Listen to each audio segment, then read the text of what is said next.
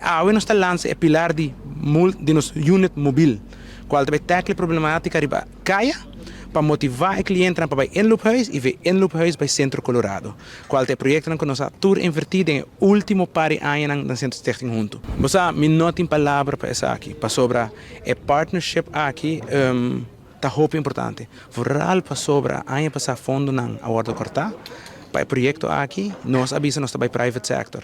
E para o partners ng alanta maneira Wind Creek, ko abing bisa nanta do na $100,000 patch off nang invertido em projeto prometo nanta tasaco nos porque da claro ne nang alanta depois sede Aruba abisa ok nós está para vos trás também abing com $100,000 e depois Aruba Bank também abing do não $100,000 aí nang banha três companhias local de Aruba ko abisa ei nós também support o projeto aqui para columnia nós temos Impact Catalyst, que nos consultam de 20 anos de experiência de fazendo esse tipo de serviço aqui de América e nós temos About Our Father Business, qual ajuda-nos a desenhar full trailer unit. So, na mesmo na North Carolina. Então, para partnership internacional, chegando na outro, ajudando outro para servir o pueblo, está sumamente logro grande e algo que eu estou sumamente contente para uma fundação de Stichting Hunto Tahasi.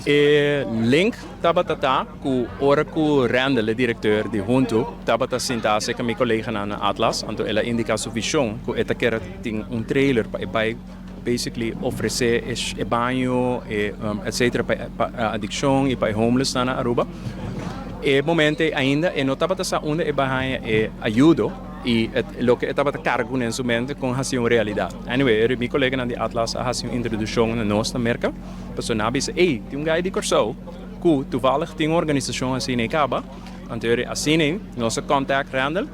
Então, bala com essa lora, assim, samenwerking com essa, junto a organização América, com a parte de então, é founder, puta AOFB, que puta piama About Our Father's Business. We're just thrilled to be here and just to see how God is moving in so many ways, in so many directions. It's amazing to us. It was awesome. They came. Randall brought his whole team. His whole team came to Charlotte, right where we were. They came out on our volunteer day and helped us serve the community. They saw everything. They immediately jumped right in. They were so engaged, so involved. They really have super huge hearts for helping. And right then I knew that they were not going to have any problem doing it here. So they got good hands-on training right then and there. They came back here and starting to do it right here the same way.